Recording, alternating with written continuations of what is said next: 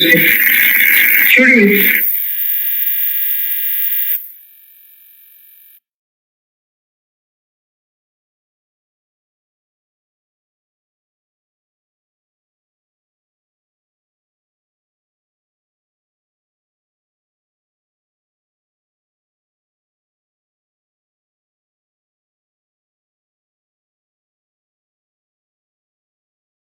Hello everyone.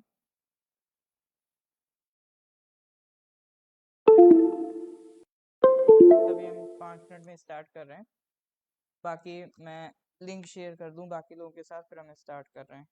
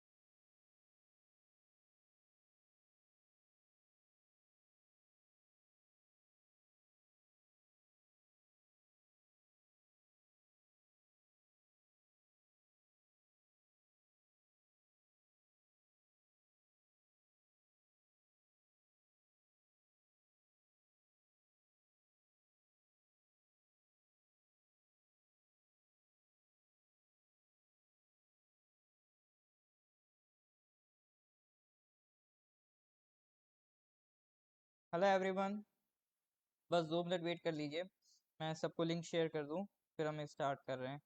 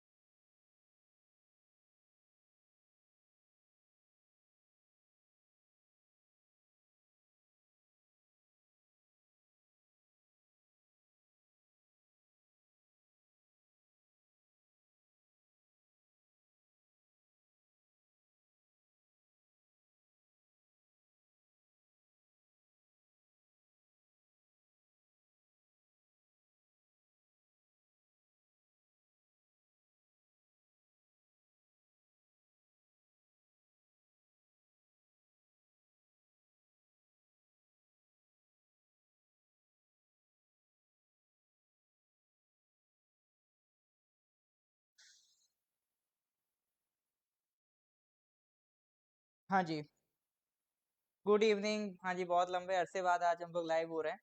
तो पहले तो first of all give me a confirmation कि ऑडियो वीडियो क्लियर है या नहीं है। पहले तो ये बता दीजिए।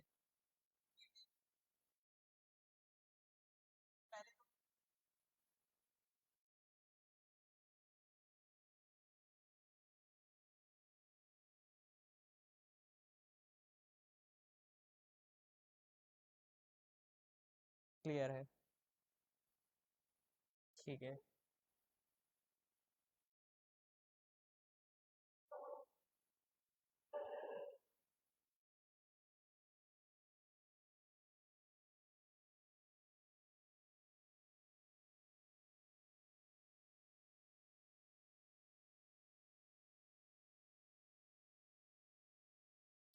All right. शायद आज कोई ज्यादा गुस्से में है। क्या दिक्कत है भाई? शायद आज कोई ज्यादा अरे भाई, ये बताइए प्रॉब्लम क्या है?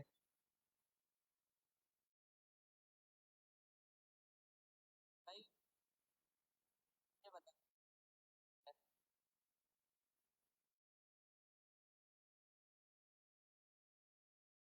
बताइए। चलिए फिर। तो देखिए पहले अपना फंडा समझ लीजिए। मैं जो करंट अफेयर्स कराता हूँ, कई आज हमारे साथ न्यू स्टूडेंट्स भी जुड़े हैं, कई अपने हमारे पुराने स्टूडेंट्स भी हैं। तो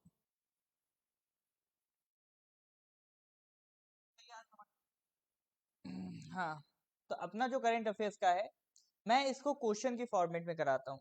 हम क्या है, मंथली करंट अफेयर्स डिस्कस कर रहे हैं, और मंथली को किस में डिस्कस कर रहे हैं, इसको बिल्कुल हम क्वेश्चन फॉर्मेट में कर रहे हैं।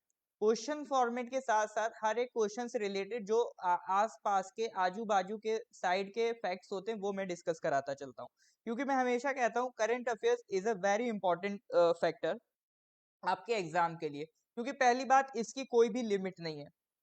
जनरल स्टडीज के सब्जेक्ट है, उसके भी क्वेश्चन लगभग अगर आपने पढ़ के गए हैं तो वो उन्हीं में से पूछेगा। लेकिन करंट अफेयर्स की चीज ऐसी है कि इसकी कोई लिमिट नहीं है, कहीं से भी कभी भी कुछ भी उठा के पूछ सकते हैं, ठीक है। तो आज हम लोग स्टार्ट कर रहे हैं सितंबर से। तो आपको क्या करना है, आपको ये पीडीएफ मिलती रहेगी रेगुलर करंट अफेयर्स की, इसको हम ऐप के फ्री स्टडी मटेरियल के सेक्शन में भी अपलोड कर दिया करेंगे, ठीक है, करते ही हैं। तो आपको क्या ध्यान देना है, आपको ध्यान देना है ये क्वेश्चंस के रिवीजन का। आप ये क्वेश्चंस क्या होते हैं ना करंट अफेयर्स के, मैं कोशिश करता हूँ ज्यादा से ज्यादा चीजों को रिलेट कर पाऊँ, क्योंकि रैंडम से कुछ भी टॉपिक आ जाता है याद नहीं होता है। करंट अफेयर्स का एक्चुअल प्रॉब्लम यही है कि सर ये दिमाग में नहीं बैठता, रिलेट नहीं होता है। तो अपना टारगेट यही है चीजों को ज्यादा से ज्यादा रिलेट करें, ताकि जब आप उसको अप्लाई करें तो आपको दिमाग में आए, जब आप एग्जाम में बैठे तो आपको चीजें कनेक्ट हो रही हो कि हाँ ऐसा कुछ हमने पढ़ा था, कि सुगम्य भारत ऐप के बारे में सवाल आ रहा है तो ऐसा हमने कुछ पढ़ा था, तो वहां पर आप एलिमिनेट कर पाए रॉन्ग आंसर, ये हमारा टारगेट है। तो आपको अपना टारगेट क्या होगा, आपको क्वेश्चंस यहाँ पे साथ ही साथ अटेम्प्ट करने, उससे रिलेटेड जो भी मैं साइड के क्वेश्चंस पूछूंगा वो अटेम्प्ट करने। जितने हमारे पुराने स्टूडेंट्स हैं वो जानते हैं कि मैं रेगुलर सिर्फ करंट अफेयर्स पढ़ा पढ़ा के आप लोगों को कंट्रीज एंड कैपिटल्स भी प्रिपेयर कराया हूँ। उसके अलावा मैंने आपको इंटरनेशनल जितने भी हेडक्वार्टर्स हैं वो भी प्रिपेयर कराए हैं। तो अपना टारगेट यही रहता है कि आजू बाजू की जितनी भी एक्स्ट्रा इन्फॉर्मेशन है वो भी हम कलेक्ट करके आपको प्रोवाइड करते रहें, ठीक है। तो चलिए फिर स्टार्ट करते हैं, मुझे लगता है अभी सारे स्टूडेंट्स कनेक्ट हो गए हैं। ठीक है, फिर स्टार्ट करते हैं, चलिए फिर क्वेश्चन नंबर 1 से स्टार्ट करते हैं। तो क्वेश्चन नंबर 1 क्या है, पेंशन फंड रेगुलेटरी, ये स्पेलिंग गलत हो गया, regulatory and development authority has increase the entry age of the national pension system to what years. इसका आंसर दीजिए। एनपीएस का क्वेश्चन है, एनपीएस में वो पूछ रहा है जो एंट्री एज है वो कितनी कर दी गई है।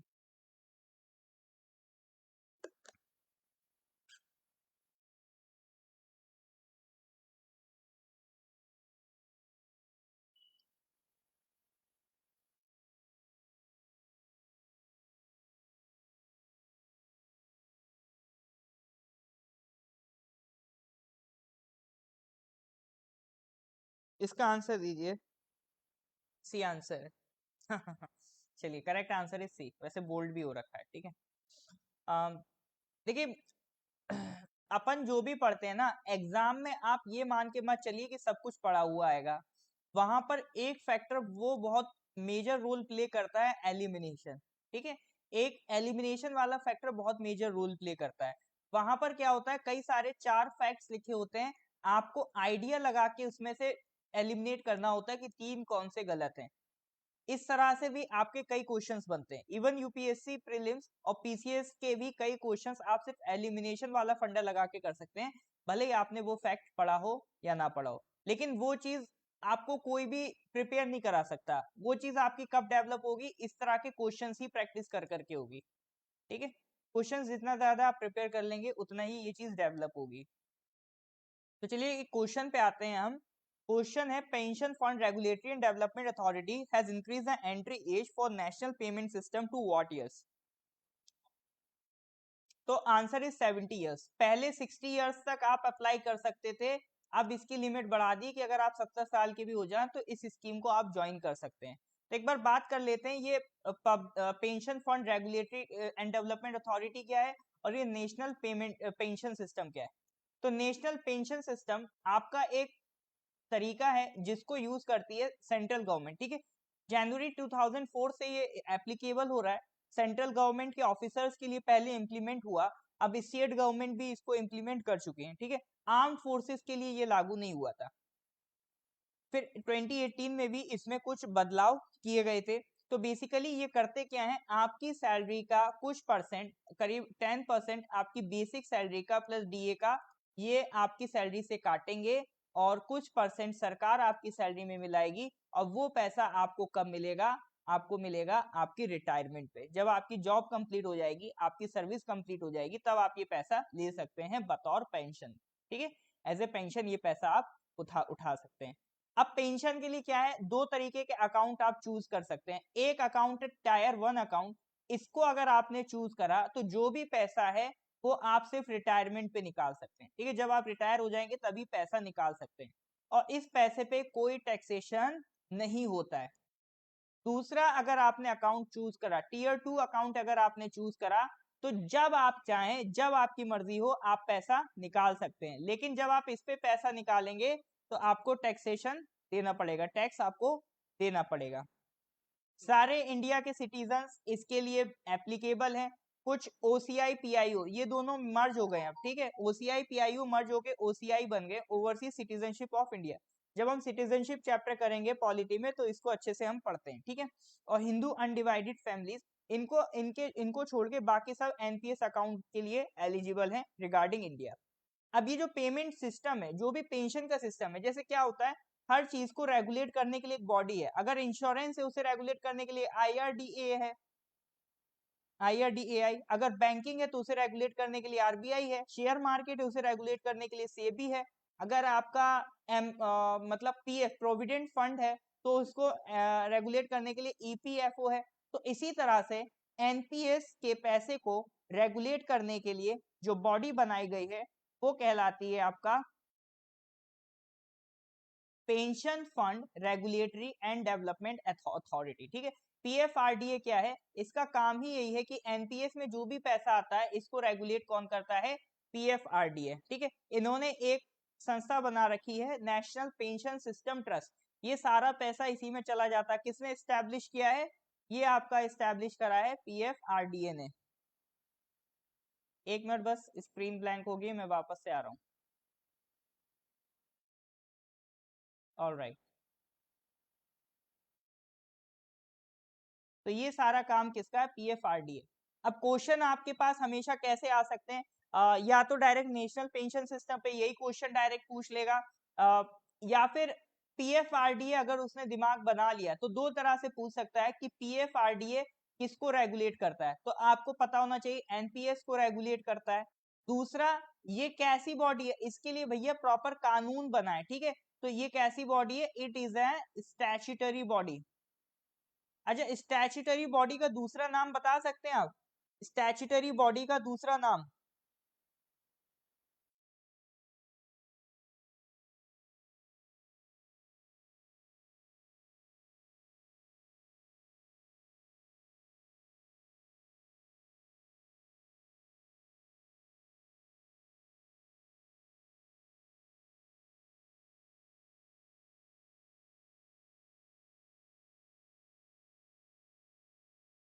अरे दादा, कॉन्स्टिट्यूशनल अलग है, कॉन्स्टिट्यूशनल बॉडी अलग है। कॉन्स्टिट्यूशनल का मतलब है कि जो भी बॉडी कॉन्स्टिट्यूशन में मेंशन्ड हो, ये कॉन्स्टिट्यूशन में कहीं नहीं लिखी है।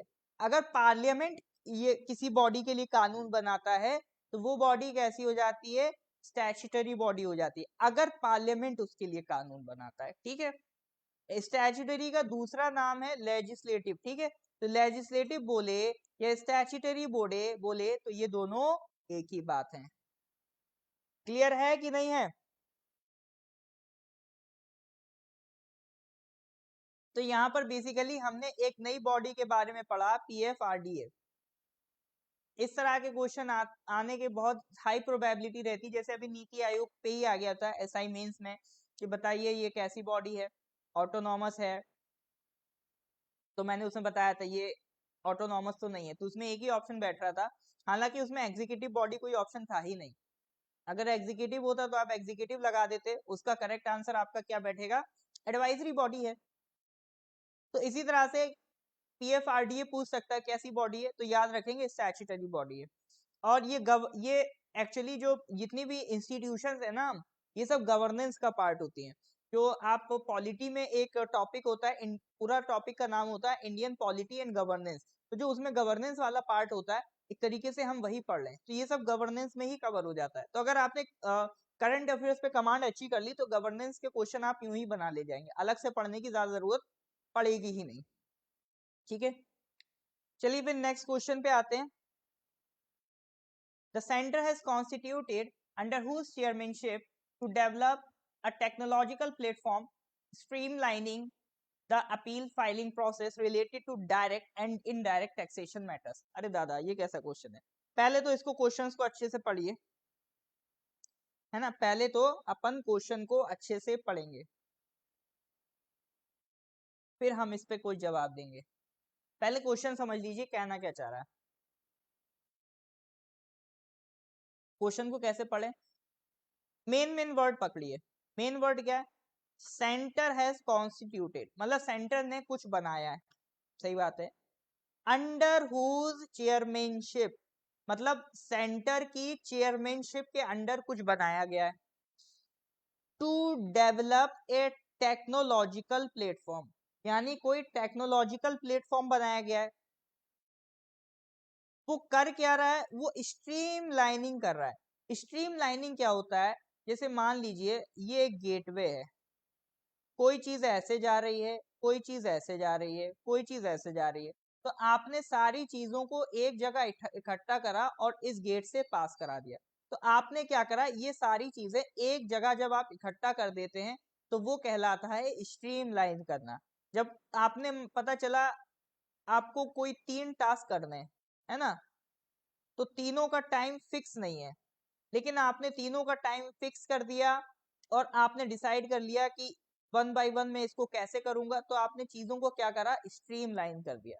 तो इसी तरह से ये क्या करना चाह रहे हैं, स्ट्रीम लाइन कर रहे हैं। क्या कर रहे हैं, अपील्स। अपील्स मतलब request, appeal filing process related to direct and indirect taxation matter, यानी डायरेक्ट और इनडायरेक्ट टैक्स से रिलेटेड अगर कोई भी अपील है ना, तो कोई पहले क्या हो रहा था, अलग अलग डिपार्टमेंट्स हैं, तो कोई अपील किसी डिपार्टमेंट रिलेटेड है तो वो वहां जा रही है, कोई अपील किसी क्वेरी से रिलेटेड है वो कहीं और जा रही है। तो अब इन्होंने क्या कर दिया है, एक एक स्पेशल प्लेटफॉर्म बना दिया है, तो जितनी भी अपील्स होंगी डायरेक्ट और इनडायरेक्ट टैक्सेशन से रिलेटेड वो एक ही प्लेटफॉर्म पे आएंगी। ठीक है, तो इस प्लेटफॉर्म को बनाने के लिए एक पर्सन की under the guidance, under the chairmanship एक प्लेटफॉर्म बनाया जा रहा है। तो वो पर्सन कौन है, जिनकी गाइडेंस में, जिनकी चेयरमैनशिप में ये प्लेटफॉर्म बन रहा है, तो आपको उनका नाम बताना है। उम्मीद है क्वेश्चन आपको क्लियर होगा। क्वेश्चन क्लियर है या नहीं है, हाँ या ना में जवाब दीजिए। सत श्री अकाल।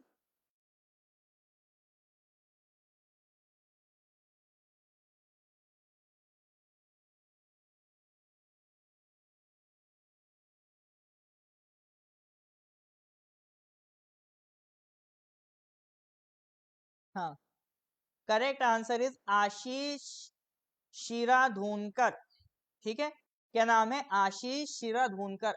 देखिए कभी भी ऐसा नाम लगे कि मेरे को याद नहीं हो रहा है, टफ पड़ रहा, तो उसी नाम को 4-5 बार पुकारिए प्यार से, आशीष शिराधूनकर। ठीक है, 4-5 बार प्यार से पुकारिए, आशीष शिराधूनकर। तो ये नाम बार बार बार बार बार बार बार बार जब आप रिवाइज करेंगे तो अपने आप ये आपकी परमानेंट मेमोरी में चला जाएगा।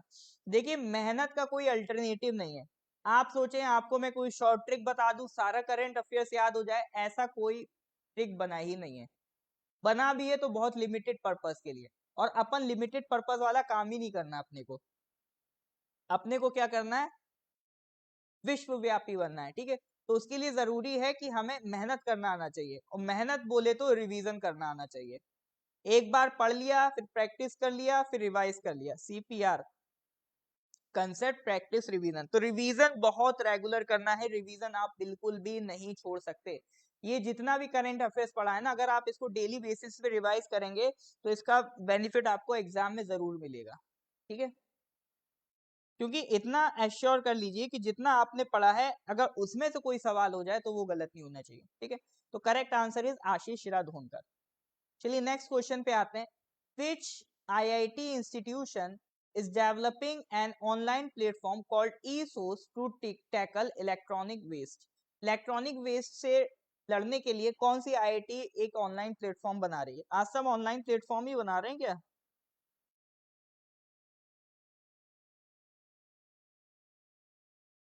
हाँ जी, शीरा धूनकर, एलन जोन्स ने तो बिल्कुल संधि विच्छेद कर दिया।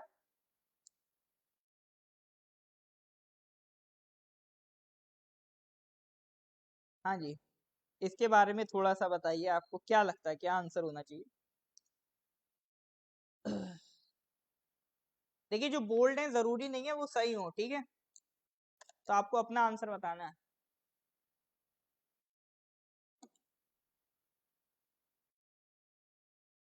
ये केबीसी के कंप्यूटर ने आंसर नहीं लिखे हैं, जो इसमें लिखा सही हो, ठीक है। तो कौन सी आईआईटी इंस्टीट्यूशन बना रही है? It is developed by IIT Madras. तो पहली बात, ये सर ई वेस्ट क्या होता है? कूड़ा सुना है, कचरा सुना है, ये ई वेस्ट क्या है? ई वेस्ट बेसिकली क्या है? जैसे अभी मैंने नया लैपटॉप लिया, है ना, लेकिन क्या मेरे पास ये पहले लैपटॉप नहीं था? था। अब वो हो गया ओल्ड लैपटॉप, अब मेरा मन भी नहीं करता उसको खोल के देखूं, तो वो क्या हो गया है, मेरे लिए एक वेस्ट हो गया है, बेकार है, मेरे किसी काम का नहीं। अब लेकिन ये एक इलेक्ट्रॉनिक आइटम है, तो इलेक्ट्रॉनिक आइटम है तो इलेक्ट्रॉनिक के लिए ई लगा दो, तो ये बन गया इलेक्ट्रॉनिक वेस्ट। तो यही होता है आपका ई वेस्ट। हम जो पुराने इलेक्ट्रॉनिक आइटम्स हैं, चिप्स वगैरह हैं, उनको फेंक देते हैं या उनको डंप कर देते हैं, डस्टबिन में डाल देते हैं, वो भी हमारे लिए एक बहुत बड़ा वेस्टेज का प्रॉब्लम बन रहा है, क्योंकि ये सब कोई बायोडिग्रेडेबल नहीं है। आपका लैपटॉप कोई बायोडिग्रेडेबल नहीं है कि आज आपने उसे गाड़ दिया कल वो डिकम्पोज हो जाएगा, ठीक है। तो इस ये क्या है, हमारे लिए बर्डन बनता जा रहा है, क्योंकि अर्थ का साइज बहुत बड़ा है लेकिन फिर भी एक लिमिटेड है।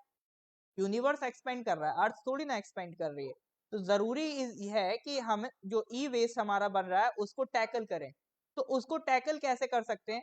हम सर्कुलर इकोनॉमी बना सकते हैं। देखिए, कभी भी मेंस वगैरह में आप आंसर लिखें तो सर्कुलर इकोनॉमी जैसी चीजें आप यूज कर सकते हैं। जब ये ई वेस्ट की बात करें तो सर्कुलर इकोनॉमी का मतलब क्या होता है?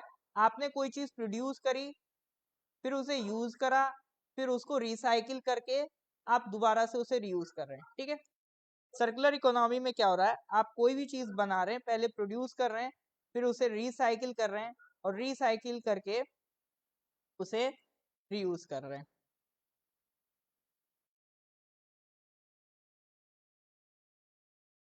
आ गया? हाँ, ये रहा। तो यही सर्कुलर इकोनॉमी क्रिएट करने का जो काम है वो कौन कर रहा है? आईआईटी मद्रास। ये क्या चाह रहे हैं? ये चाह रहे हैं ऐसा प्लेटफॉर्म बन जाए जहां पर जितना भी सेकंड हैंड प्रोडक्ट है उसको हम लाएं। जैसे ये क्या करेंगे, मेरा पुराना लैपटॉप लेके उसको खरीद लेंगे और उस लैपटॉप में थोड़ा बहुत मॉडिफिकेशंस करेंगे, थोड़ा बहुत उसको इम्प्रूव करेंगे, और एक बढ़िया सा सेकंड हैंड प्रोडक्ट बना के उसे बेच देंगे, क्योंकि सेकंड हैंड प्रोडक्ट्स की मार्केट भी बहुत बड़ी है। अगर ना होती तो OLX जैसी वेबसाइट ना चल पाती, ठीक है। तो कई लोग हैं जो सेकंड हैंड प्रोडक्ट्स खरीद के अपना काम चलाना चाहते हैं, तो उन लोगों के ये काम आ सकता है। तो बेफालतू में मैं इसको वेस्ट करूं, उससे बढ़िया वो किसी और के काम आ जाए। लेकिन किसी और के काम में लाने के लिए उसमें थोड़ी सी रिफर्बिशिंग करनी पड़ेगी, उसमें थोड़ा सा इंप्रूवमेंट करनी पड़ेगी। तो ये सारा काम करने का जो जिम्मा है वो किसने उठाया है? वो है भैया आईआईटी मद्रास। क्लियर है कि नहीं है? ठीक है, तो that is IIT Madras, 3 R। हाँ, बहुत बढ़िया। तो सर्कुलर इकोनॉमी जैसे वर्ड कभी दोबारा मिले तो कंफ्यूज मत होना कि कैसी इकोनॉमी है। गोल गोल इकोनॉमी है, तो गोल इकोनॉमी नहीं है, मतलब कुल मिला के आप जो दोबारा से आप जो वेस्ट कर रहे हो उसी को रीयूज कर लो, तो वो बस वो सर्कुलर इकोनॉमी हो जाता है। क्या होता है ना, अंग्रेज लोग इतने टफ टफ नाम डाल जाते हैं ताकि हम लोग पढ़ ही ना पाए। मतलब उनके वही होते हैं जितना हम समझ पाते हैं, ऐसा नहीं वो हमसे ज्यादा टैलेंटेड है। चलिए फिर नेक्स्ट क्वेश्चन पे आते हैं, क्वेश्चन नंबर 6। भैया क्वेश्चन नंबर 6 कह रहा है, Ladakh has officially declared which animal as state animal? Ladakh has officially declared which animal as state animal?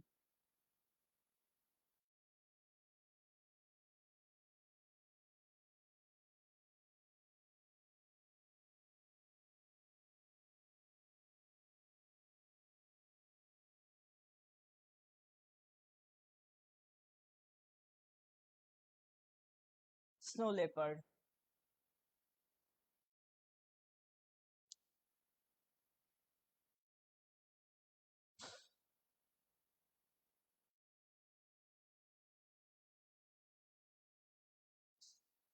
ठीक है, snow, snow leopard, snow leopard. ठीक है, तो correct answer is snow leopard. अच्छा, लद्दाख की बात हो रही है तो अपने अरुणाचल का क्या है? अरुणाचल का स्टेट एनिमल क्या है?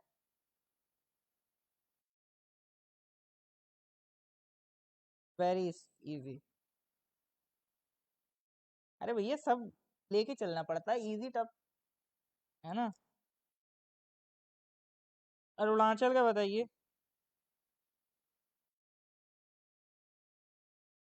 मिथुन। गिबन्स नहीं, हुलोक गिबन नहीं भैया, मिथुन है। ठीक है, अरुणाचल का स्टेट एनिमल मिथुन।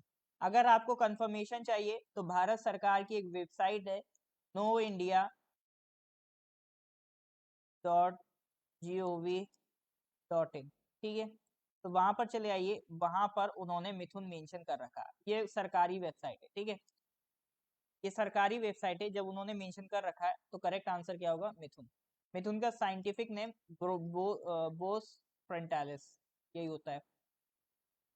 ये चीज अभी अरुणाचल की एग्जाम से कंफर्म हो गई थी, अभी किसका शायद एलडीसी का ही एग्जाम हुआ था, तो एलडीसी में उन्होंने स्टेट एनिमल ऑफ अरुणाचल का साइंटिफिक नेम पूछा था।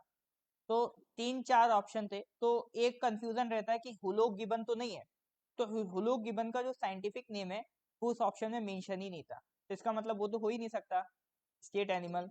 तो आपका स्टेट एनिमल कौन हो गया? स्टेट एनिमल हो गया आपका बोस फ्रंटालिस। ठीक है, कंट्रोवर्शियल वन है, लेकिन हम किसके साथ जाएंगे? हम सरकारी डेटा के साथ जाएंगे। ठीक है, सरकारी डेटा .gov.in मतलब गवर्नमेंट की वेबसाइट है। ठीक है, अगर गवर्नमेंट की वेबसाइट है तो हम इसी के हिसाब से चलेंगे।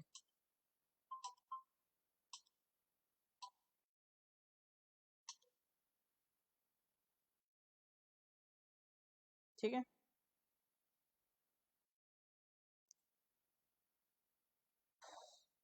चलिए फिर नेक्स्ट क्वेश्चन पे आते हैं। Question number 5, Wanchuwa festival 2021 was celebrated in which of the following states? बताइए, वांचुआ फेस्टिवल किस स्टेट में सेलिब्रेट हुआ है?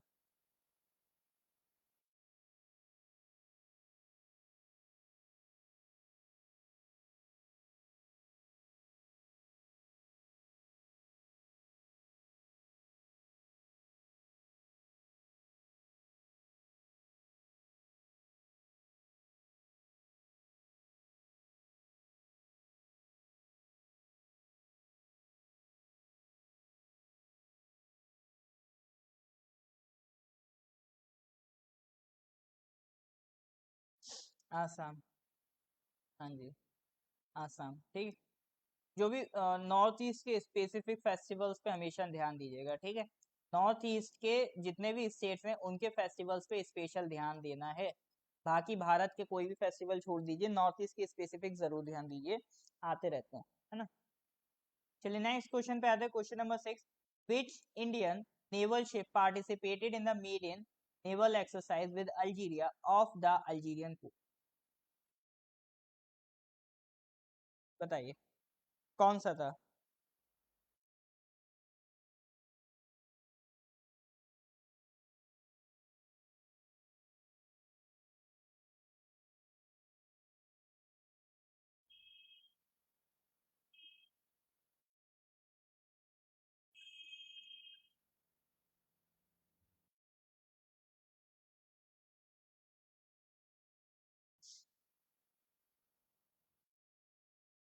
एक्चुअली वो जो टाइपिस्ट है उसने बोल्ड लेटर्स कर दिए थे, ठीक है, इस बार, तो अगली बार से ये हट जाएंगे। ठीक है,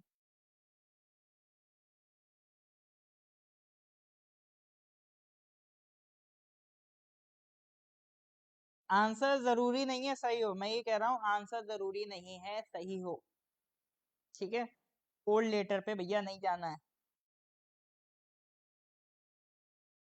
काम की बात पे ध्यान देते हैं। चलिए हाँ, तो कौन है? आईएनएस टावर है। ठीक है, आप अपनी तरफ से प्रॉपर अटेम्प्ट करिए, आप उसको करेक्ट आंसर मत मानिए, हालांकि करेक्ट आंसर यही है, आईएनएस टावर। ठीक है, अब देखो क्वेश्चन ये आता है कि अल्जीरिया के बारे में। सबसे पहले तो ये बताओ आप मेरे को, अल्जीरिया कौन से कॉन्टिनेंट में? अच्छा, कोई है जिसने मतलब अल्जीरिया का नाम ही ना सुना हो आज से पहले? ये अल्जीरिया मतलब जलजीरा सुना था, नाइजीरिया सुना था, अल्जीरिया नहीं सुना था सर। कोई है भारत का जिम्मेदार नागरिक जिसने अल्जीरिया ही नहीं सुना हो? और जिसने सुना हो वो अल्जीरिया का कॉन्टिनेंट बताए, और जिसने नहीं सुना हो वो अक्कड़ बक्कड़ करके तुक्का लगाए।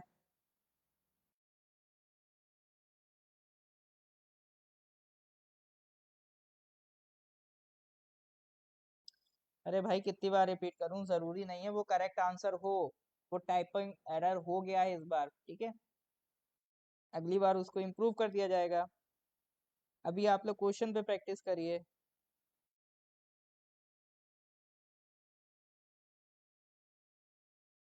Beta ब्राग is confuse with Africa. बाकी लोग बताइए करेक्ट आंसर। अफ्रीका, बहुत बढ़िया। कॉन्टिनेंट कौन सा है इसका? अफ्रीका। तो लगे हाथ तो लोकेशन देख लेते हैं। ये आपका ये अफ्रीका वाला पोर्शन है, इधर साइड ये देखो, ये इधर से ये जो है ना, ये अपना ये एशिया वाला पार्ट है। ये सऊदी अरेबिया, टर्की, ईरान, फिर इधर इंडिया, इधर साइड जाएंगे तो इंडिया है। अफ्रीका के ऊपर ये इधर इधर जो ऊपर बिल्कुल नदर्न अफ्रीका में देखिए एक कंट्री आपको दिखेगा, अल्जीरिया। अल्जीरिया के बगल में आपको कौन दिख रहा है? ये ट्यूनीशिया, फिर इधर मोरक्को। ठीक है, और इधर माली, इधर नाइजर, इधर लिबिया। अल्जीरिया के ऊपर ये जो वाटर बॉडी है ये आपका क्या है? मेडिटेरेनियन सी। ठीक है, तो अल्जीरिया किससे लगा हुआ है? मेडिटेरेनियन सी से लगा हुआ है। फिर इधर ये आपका मोरक्को है और ये स्पेन है। तो यहाँ पर एक बहुत फेमस स्ट्रेट भी है। ठीक है, स्पेन और मोरक्को के बीच में एक बहुत फेमस स्ट्रेट भी है, उसका नाम क्या है? स्ट्रेट ऑफ, क्या नाम है? इधर मोरक्को और इधर स्पेन, इनके बीच में बहुत फेमस स्ट्रेट है, कोई नाम बता सकता है?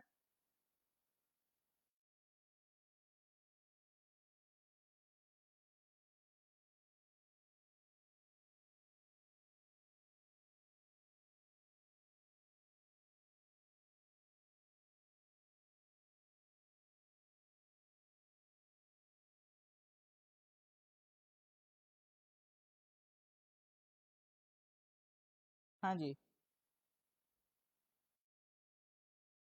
स्ट्रेट ऑफ, हाँ इसको कहते हैं स्ट्रेट ऑफ जिब्राल्टर। देखिए क्वेश्चन सिर्फ वही नहीं है जो आपको मैं क्वेश्चन फॉर्मेट में दे रहा हूँ, ये जो मैं एक्स्ट्रा क्वेश्चन पूछ रहा हूँ इन पर भी ध्यान दीजिए प्लीज। ठीक है, ये भी क्वेश्चन उतना ही इंपॉर्टेंट है बाकी जितना आपका करंट अफेयर्स का क्वेश्चन है। फिर टारगेट मेरा यही रहता है कि जीके वगैरह के जो भी रैंडम एक्स्ट्रा पोर्शन है वो यहीं पर कवर करा दिया जाए। तो मोरक्को और स्पेन के बीच में आपको मिलता है स्ट्रेट ऑफ जिब्राल्टर, और मोरक्को किससे जुड़ा है? अल्जीरिया से।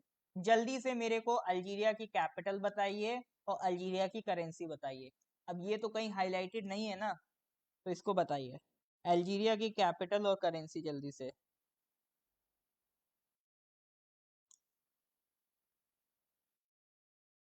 अपने को अल्जीरिया की कैपिटल बताइए और करेंसी बताइए।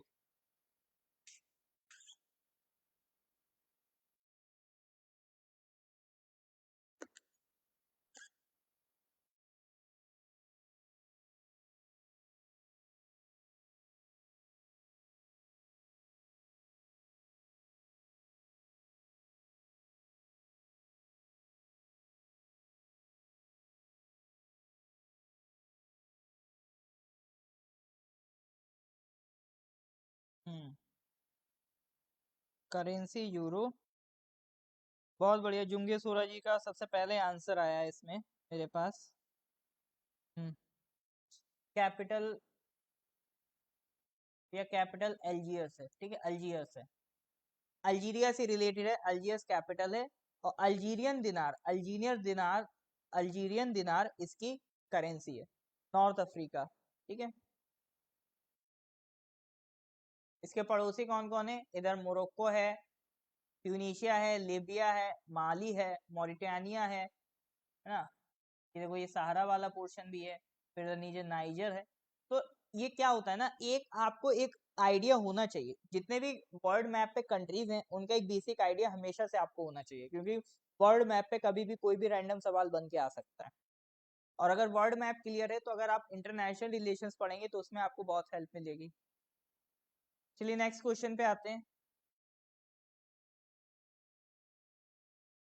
Union minister of Ayush mister Sarbananda Sonowal along with 6 other union ministers has launched which mobile application related to yoga at विज्ञान भवन?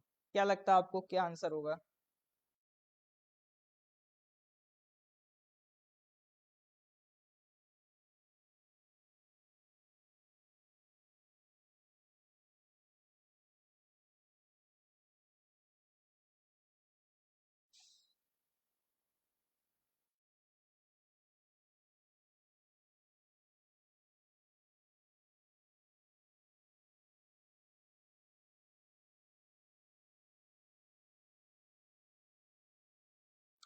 Correct answer is yoga break. ठीक है, वाई ब्रेक, योगा ब्रेक। तो ये किसने लॉन्च किया है? Mister Sarbananda Sonowal, minister of Ayush. तो क्वेश्चन तो सिंपल था, ऐप का नाम योगा ब्रेक। सवाल ये है कि जो आयुष मिनिस्ट्री है, तो आयुष की फुल फॉर्म क्या है? देखो, जो भी हम आपका डिस्कस करेंगे ना, एक एक फैक्ट आपका एग्जाम के लिए इंपॉर्टेंट है। कोई भी इधर उधर की मैं ज्यादा फालतू बात करता नहीं हूँ। आपका जो भी फैक्ट हम डिस्कस करेंगे, जो भी मेरे मुख से निकली जो भी बातें हैं, सब आपके एग्जाम के लिए फैक्ट्स हैं। इसको ज्यादा गौर से ध्यान दीजिए। मेरे को बताइए, आयुष जो मंत्रालय है, मिनिस्ट्री ऑफ आयुष है, तो उसमें आयुष की फुल फॉर्म क्या है?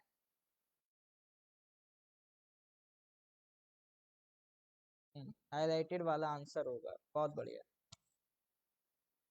आयुष की फुल फॉर्म बताइए।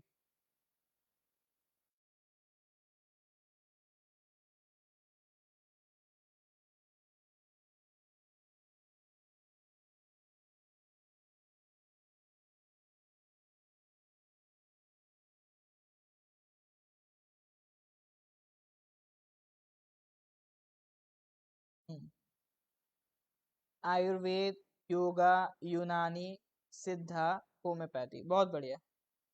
ठीक है, आयुर्वेद, योगा, ठीक है, आयुर्वेद, योगा, यूनानी, सिद्धा, होम्योपैथी, ये सारा आपका किस में कवर हो जाता है? मिनिस्ट्री ऑफ आयुष में। Question number 8, prime minister Narendra Modi has release a rupee coin to mark the birth anniversary of AC Bhakti Vedanta स्वामी। ठीक है, इस्कॉन टेम्पल के जो फाउंडर हैं AC भक्ति वेदांता स्वामी, तो उनके अभी बर्थ एनिवर्सरी थी, तो उनकी बर्थ एनिवर्सरी में एक नया रूपी कॉइन लॉन्च हुआ है। Correct answer is 125। ठीक है, अब ये मैं नहीं पूछूंगा। Correct answer is 125। ठीक है, तो 125 रुपी का कॉइन इसमें लॉन्च हुआ है। थोड़ा सा इनके बारे में देख लेते हैं कि इस्कॉन टेम्पल क्या है। आप दिल्ली में आएंगे तो दिल्ली में आपको इस्कॉन टेम्पल मिलेंगे। एक काफी बड़ी संस्था है इस्कॉन टेम्पल की, इन्होंने काफी बड़ी संस्था प्रिपेयर करी है, स्टैब्लिश करी है। तो जो नाम था स्वामी का, उनका भक्ति वेदांता स्वामी प्रभु पदा पदा। ठीक है, स्वामी प्रभु पदा भी उन्हें कहते हैं। इस्कॉन की फुल फॉर्म याद रखिएगा, international society for Krishna consciousness. Krishna consciousness बोलने का मतलब है जो लॉर्ड कृष्णा को के डिवोटीज हैं, उनके लिए इन्होंने एक सोसाइटी स्टैब्लिश कर दी है। ठीक है, और इसको कॉमनली हरे कृष्णा मूवमेंट भी कहते हैं। तो हो सकता है कभी रिलेट करवाए कि हरे कृष्णा मूवमेंट किससे रिलेटेड है, तो वो इस्कॉन से रिलेटेड है। तो इस्कॉन एक सोसाइटी, एक ट्रस्ट है। इनके कई टेम्पल्स आपको देखने को मिलेंगे, दिल्ली वगैरह में तो आपको देखने को मिलेंगे। तो उन्होंने क्या करा है, जो भगवत गीता है, श्रीमद् भगवत गीता और कई सारे वैदिक लिटरेचर्स को 89 लैंग्वेजेस में ट्रांसलेट किया। ट्रांसलेट क्यों किया? ताकि अदर लैंग्वेज जो बोलने वाले लोग हैं वो भी भगवत गीता को समझें और हमारी तरफ ट्रैक करें। ठीक है, तो उनकी याद में उनकी 125th स्वामी प्रभुपदा की 125th बर्थ एनिवर्सरी के रूप में उन्होंने क्या इस्टेब्लिश करा, वो प्रधानमंत्री ने एक 125 रुपी का कॉइन लॉन्च किया। ठीक है, चलिए फिर नेक्स्ट क्वेश्चन पे आते हैं। Question number 9, the ministry of environment forest and climate change has notified the area of which wild life sanctuary as eco sensitive zone in Assam. ठीक है, अगर आपको आंसर लग रहा हो Deepor Beel wild life sanctuary, तो आप मेरे को बताएंगे। ठीक है, अगर आपने आंसर अटेम्प्ट कर लिया, Deepor Beel wild life century, correct answer यही है, ठीक है। तो अब अपन करेक्ट आंसर जब दिख रहा है अपने को तो करते चल रहे हैं, ठीक है। अब आपको मेरे को क्या बताना, आपको बताना ये पोबी तोरा वाइल्ड लाइफ सेंचुरी कहाँ है, बोराइल वाइल्ड लाइफ सेंचुरी कहाँ है, पानी दिहिंग बर्ड सेंचुरी कहाँ है, ठीक है। क्वेश्चन आपके लिए क्या है, पोबी तोरा वाइल्ड लाइफ सेंचुरी कहाँ है, बोराइल कहाँ है, पानी दिहिंग कहाँ है।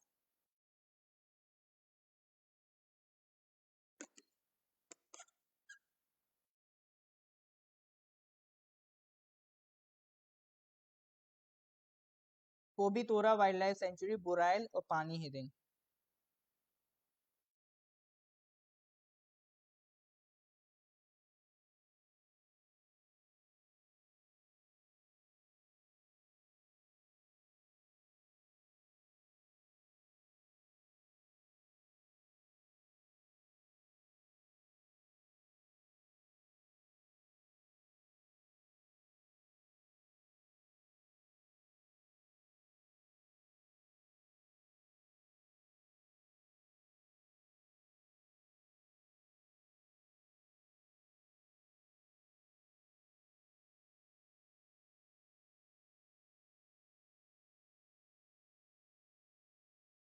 हाँ, इको सेंसिटिव जोन की तरफ आ रहे हैं एक्चुअली। पानी हिदिंग में गलत बोलना, पानी दिहिंग है, ठीक है, पानी दिहिंग, पानी Dihing bird sanctuary.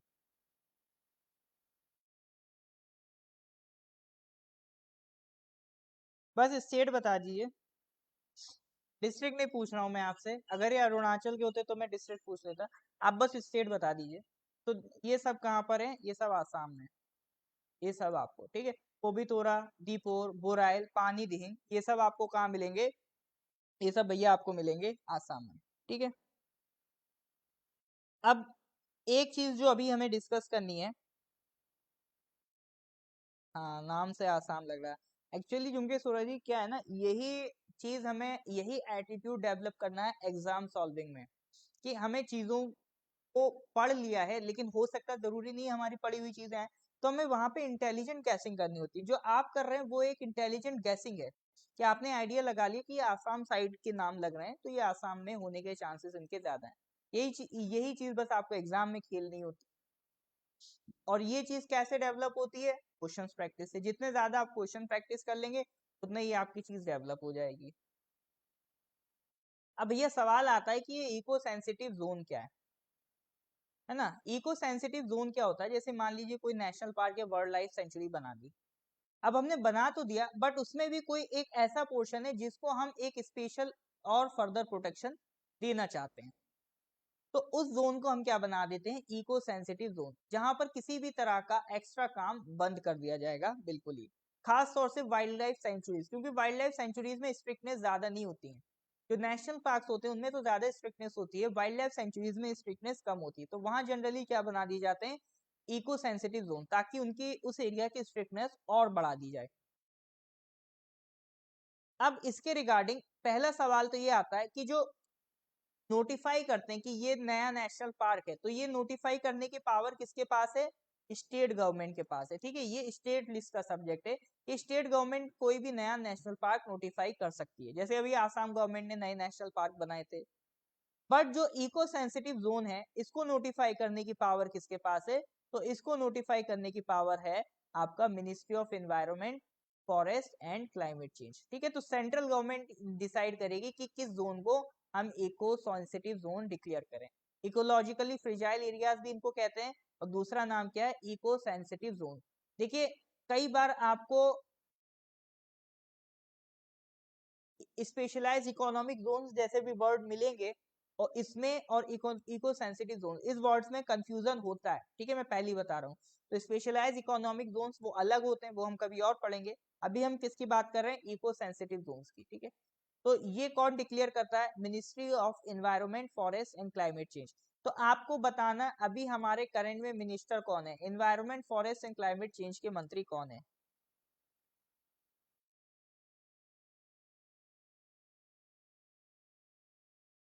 Environment, forest and climate change के अपने मंत्री साहब कौन है।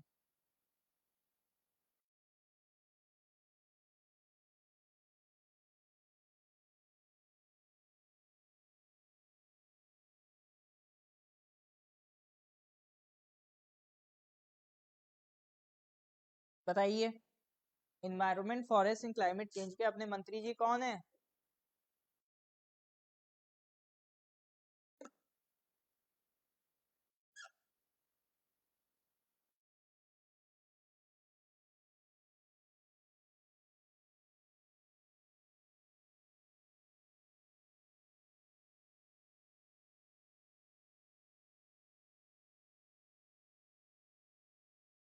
श्री भूपेंद्र यादव।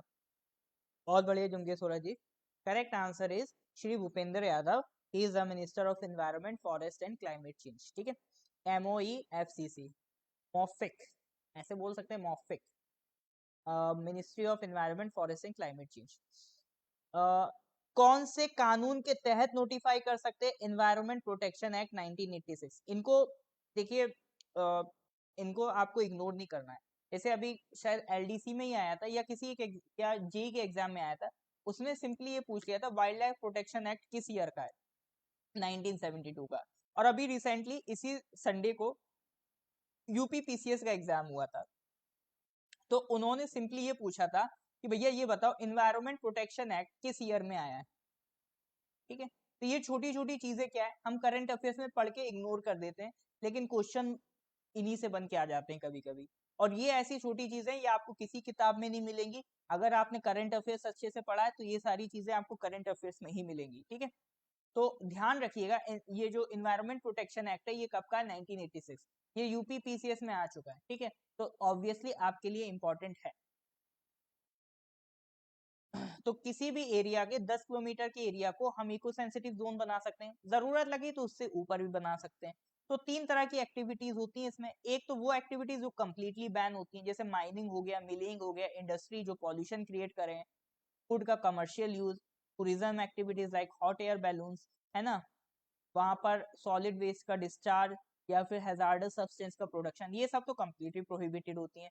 कुछ एक्टिविटीज रेगुलेटेड होती हैं, मतलब होती हैं बट वो कंट्रोल्ड मैनर में होती हैं, प्रॉपर उनके कंट्रोल मैनर्स होते हैं। जैसे पेड़ों का काटना हुआ, होटल्स रिजॉर्ट्स बनाना हुआ, वहां पे नेचुरल वाटर का कमर्शियल यूज करना हुआ, है ना, और किसी भी कोई हैवी टेक्नोलॉजी का अडॉप्शन हुआ, इस तरह की चीजें रेगुलेटेड होती, कंट्रोल्ड मैनर में।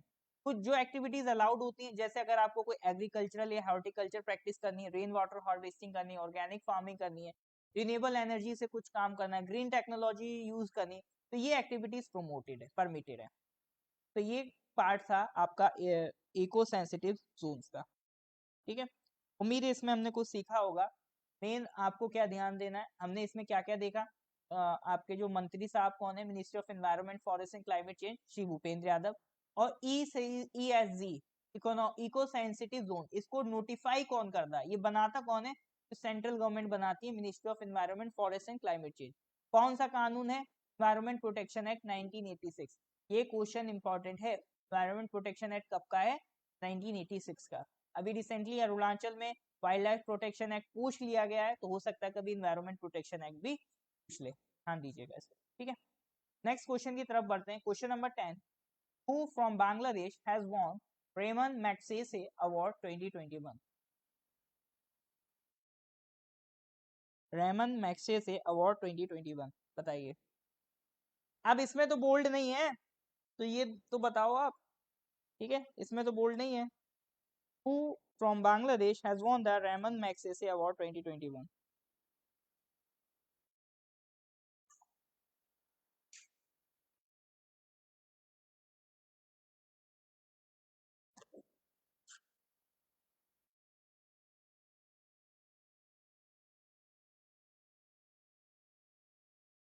तुक्का, अगर लगता है कि आपको सही हो जाता है तो तुक्का दे दीजिए।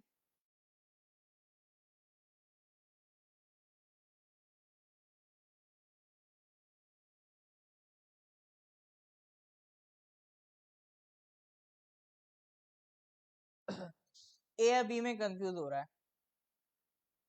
A या B में कंफ्यूज क्या हो रहा है? बांग्लादेश मुस्लिम कंट्री है, तो या तो फिरदौस साहब होंगे या फिरदौस साहब नहीं, साहिबा, ठीक है, दूसरे अमजद साहब होंगे, तो दो में से कोई एक लग रहा है। ठीक है, दोनों को हम ट्राई करते हैं। तो पहली चीज, मैग्सेसे अवार्ड देता कौन है? ये फिलीपींस देती है। ठीक है, फिलीपींस में ये अवार्ड दिए जाते हैं। इनको नोबल ऑफ द एशिया भी कहा जाता है। ठीक है, नोबेल ऑफ द एशिया भी कहा जाता है, मतलब एशिया के नोबेल प्राइज है ये रेमन मैग्सेसे अवार्ड, कोई आम बात नहीं है रेमन मैग्सेसे अवार्ड जीतना। तो देखते हैं 5 लोग कौन कौन से। करेक्ट आंसर मैं बता देता हूँ, correct answer is Firdous Kadri, doctor Firdaus Kadri को मिला है। कौन कौन लोग हैं जिनको 2021 रेमन मैग्सेसे अवार्ड मिला है, ठीक है। तो सिर्फ बांग्लादेश के नहीं, बाकी और कौन कौन लोग हैं उनके भी नाम ध्यान रखिए। एक आपका रॉबर्टो बलोन है, ठीक है। एक मोहम्मद अमजद साकिब हैं, ये आपका पाकिस्तान के ही हैं। और एक आपके स्टीवन मुंशी हैं, ठीक है। तो ये अवार्ड्स दिए गए हैं। ये इमेज में डायरेक्ट मोहम्मद अमजद साकिब आपके पाकिस्तान के, बांग्लादेश के नहीं है, ठीक है। तो वो बांग्लादेश का पूछ रहा था क्वेश्चन में। फिरदौस कादरी जी ने क्या बनाया, डॉक्टर फिरदौस कादरी ने जो वैक्सीन है उसको अफोर्डेबल रेट में वहां पर प्रिपेयर किया है इन बांग्लादेश। तो ये इमेज डायरेक्ट मैं आपका वही रेमन मैग्सेसे अवार्ड की ट्विटर साइट से लेकर आ रहा हूँ, ठीक है।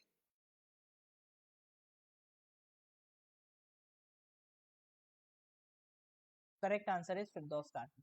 नेक्स्ट क्वेश्चन पे आते हैं, question number 11। The National Hydroelectric Power Corporation has recently renovated and modernized its 180 megawatt biofuel power station. This station is located in which state?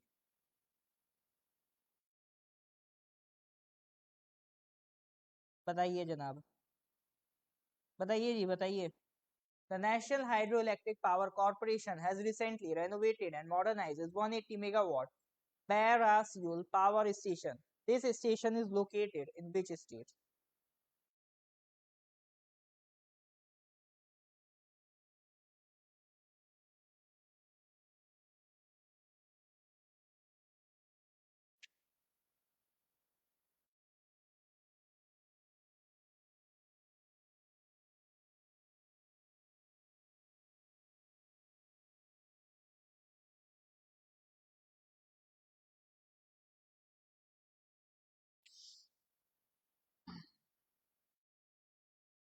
दिख ही रहा होगा आपको, आंसर हिमाचल प्रदेश है, ठीक है। मैं यहाँ पे थोड़ी सी बात करना चाहूंगा national hydro electric power corporation, क्योंकि कई मैंने अभी यहाँ का यूपी पीसीएस का एग्जाम हुआ और अदर भी फर्दर स्टेट्स के पीसीएस के एग्जाम होते रहते हैं। तो मैं चाहता हूँ कि हर तरह से चीजों को एनालाइज करूँ, क्वेश्चंस की वैरायटीज भापने की हम कोशिश करते हैं कि किस तरह का क्वेश्चंस अभी आ चुका है, किस तरह का क्वेश्चंस आगे आ सकता है। तो सिर्फ ऐसा नहीं है कि जो पहले आ चुके हैं उसी पैटर्न पे चलना है, आगे क्या पैटर्न बन सकता है, क्या वैरायटीज पूछ सकते हैं अपन को, वो भी पकड़ना होता है। तो जैसे इस तरह के भी क्वेश्चंस पूछे जा सकते हैं, जैसे अभी रिसेंट जो और स्टेट पीसीएस में क्वेश्चंस आए हैं, तो उससे आप आइडिया लगा सकते हैं कि इस तरह के क्वेश्चंस भी पूछे जा सकते हैं कि कोई भी पीएसयू है उसका हेडक्वार्टर पूछ ले, कहाँ पर बनाई गई है, किस ईयर में बनाई गई है। तो अब हमें जो भी पीएसयूज मिलती चलेंगी तो हम उनकी स्टैब्लिशमेंट भी पढ़ते चलेंगे, वो कहाँ पर बनाई गई है, ठीक है। तो जैसे एक national hydro electric power corporation है, ये पीएसयू, इसके बारे में अगर हम पढ़ें तो इसका हेडक्वार्टर आपको कहाँ मिलेगा, फरीदाबाद इन हरियाणा। कब स्टैब्लिश हुई है, 1975 में, ठीक है। 1975 में ये बनाई गई थी और इसका हेडक्वार्टर आपको कहाँ मिलेगा, फरीदाबाद हरियाणा।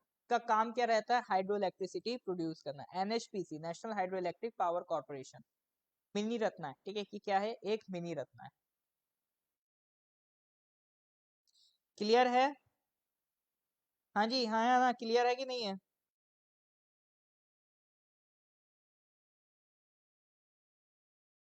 फिर हम आगे बढ़ते हैं नेक्स्ट क्वेश्चन की तरफ।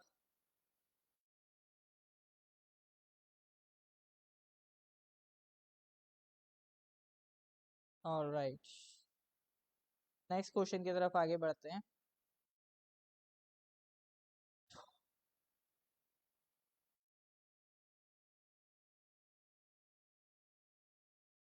Indian Army is participating in the multinational exercise Zapad 2021. The exercise is being hosted by which country?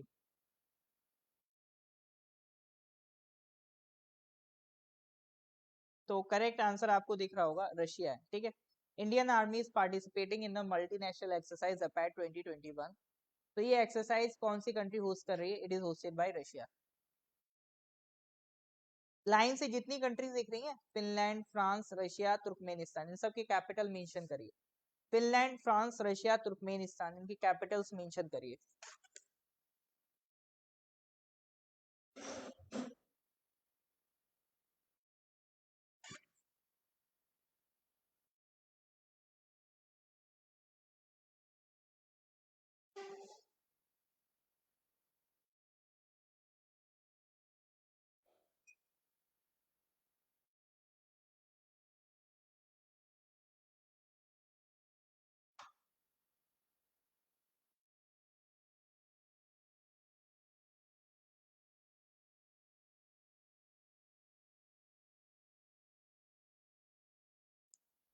थोड़ा थोड़ा देखिए, जो भी डाउट्स हैं उनको भी आप पूछिए, ठीक है।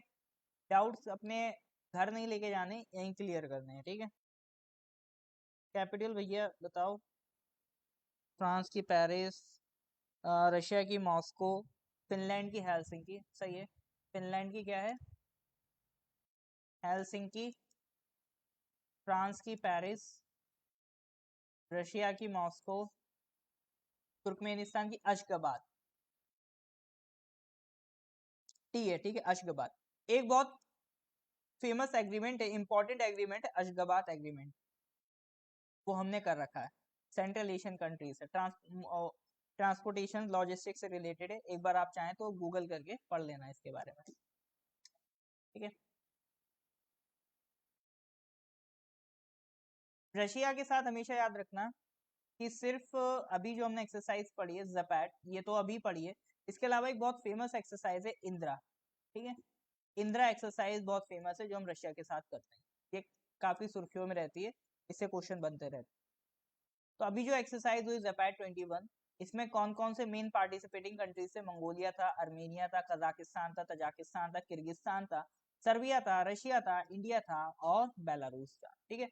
जिन्होंने मेरी वर्ल्ड मैपिंग की क्लास अटेंड की थी, ठीक है, उसमें मैंने जो एशिया का मैप पढ़ाया था, तो उम्मीद है उन लोगों को अब मंगोलिया हो, अर्मेनिया हो, कजाकिस्तान हो, तजाकिस्तान हो, किर्गिस्तान हो, इन कंट्रीज में कोई प्रॉब्लम नहीं होगी। अब वो इमेजिन कर पा रहे होंगे ये कंट्रीज आपकी कहाँ पर अवेलेबल है, ठीक है। ऑब्जर्वर कंट्रीज का याद करना इतना इंपॉर्टेंट नहीं है, बस थोड़ा सा ध्यान रखिए पार्टिसिपेटिंग कंट्रीज इनमें कौन कौन सी हैं। नेक्स्ट क्वेश्चन की तरफ आते हैं। Which organisation has release the house price index? इस क्वेश्चन को देखिए। Which organise Zapad 2021 is the name of exercise, ठीक है, एक्सरसाइज का नाम है बस। तो किस ऑर्गेनाइजेशन ने हाउस प्राइस इंडेक्स रिलीज किया बताइए?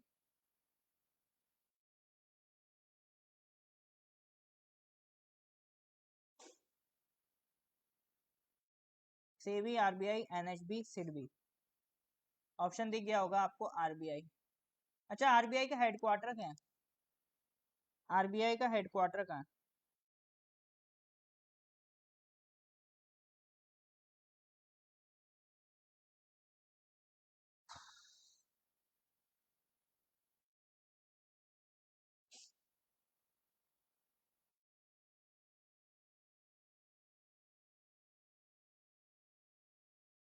आरबीआई का हेडक्वार्टर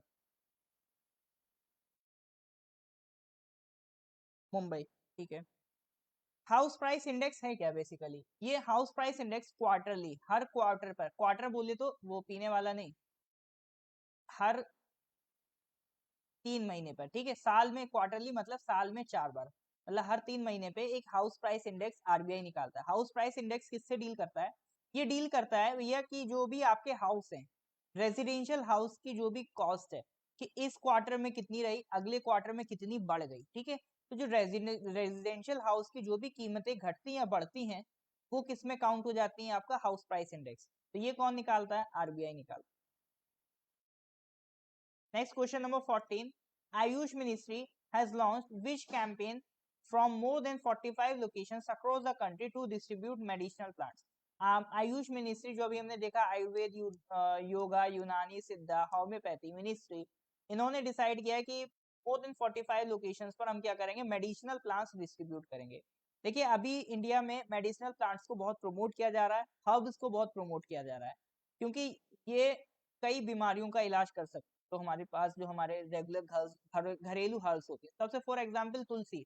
तुलसी एक बहुत कॉमन सा पौधा होता है जो हमारे घर में अवेलेबल हो जाता है, और इसके जो पॉइंट्स हैं, प्लस पॉइंट्स हैं, वो बहुत ही ज्यादा हैं, बहुत ही फायदेमंद चीज है। तो इसी तरह से और भी मेडिसिनल प्लांट्स है, उन्हें भी प्रमोट किया जा रहा है, ताकि वो हम घर घर में उसको लगाएं, और जो छोटी मोटी बीमारियां हैं उससे लड़ सके, इम्यूनिटी को बूस्ट कर सके।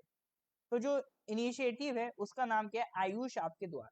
अब भाई घर पर लेकर आ रहे हैं, ठीक है, अब ये घर घर डिलीवर कर रहे हैं, तो नाम भी कुछ ऐसे ही रखेंगे।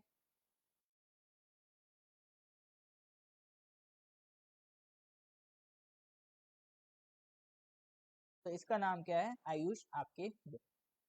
हाउस प्राइस इंडेक्स जुमके सूरज जी, अभी जो मैंने बताया था वो यही है कि जैसे ये क्या चेक करते हैं कि क्वार्टर 1 में कितनी, ये एक बेस ईयर है 2010-11, इसमें देखते हैं क्या कॉस्ट थी एक रेजिडेंशियल हाउस की। अब हर साल रेजिडेंशियल हाउस की जो भी कीमतें बढ़ जाएंगी तो कितना परसेंट बढ़ गई, तो उसकी जो पूरी इंडेक्स है वो हाउस प्राइस इंडेक्स कहलाती है। ठीक है, तो ये हो गया आपका आयुष आपके द्वार। एज ए पार्ट ऑफ आजादी का अमृत महोत्सव जो अभी हम सेलिब्रेट कर रहे हैं, 75 ईयर्स ऑफ इंडिपेंडेंस, सॉरी, तो इसमें हम 75 लाख हाउस होल्ड को एक साल में मेडिसिनल प्लांट्स डिस्ट्रीब्यूट करेंगे। ठीक है, लास्ट क्वेश्चन है, इनमें से कौन कौन सी ब्रिक्स कंट्रीज हैं? Question number 15, which of the following are the BRICS countries?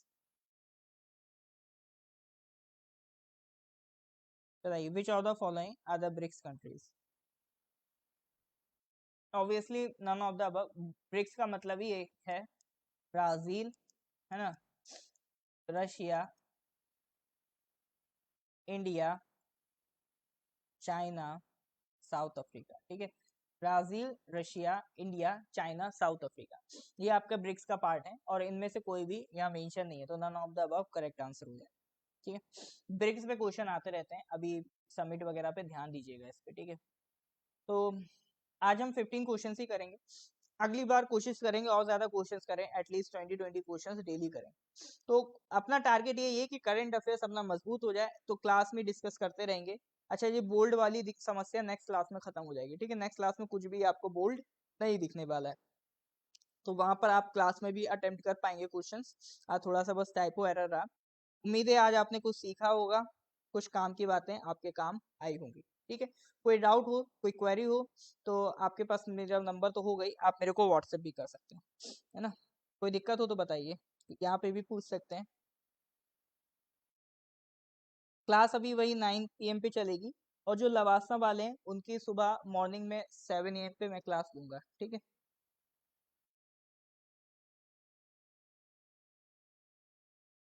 तो थैंक यू अलीना दलाई। हाँ, तुलसी का, हाँ तुलसी का चाय, हाँ हमारे यहाँ तो पीते रहते हैं, तुलसी वुलसी अपना चलता रहता है, अपन तो वैसे भी आयुर्वेद में ज्यादा बिलीव करते हैं। ठीक है, तो चलिए फिर आज का सेशन यही करते हैं खत्म। कल फिर नेक्स्ट क्लास में फिर हम आगे के क्वेश्चंस के साथ मिलेंगे। ओके, तब तक के लिए टाटा बाय बाय, शब्बा खैर, गुड नाइट।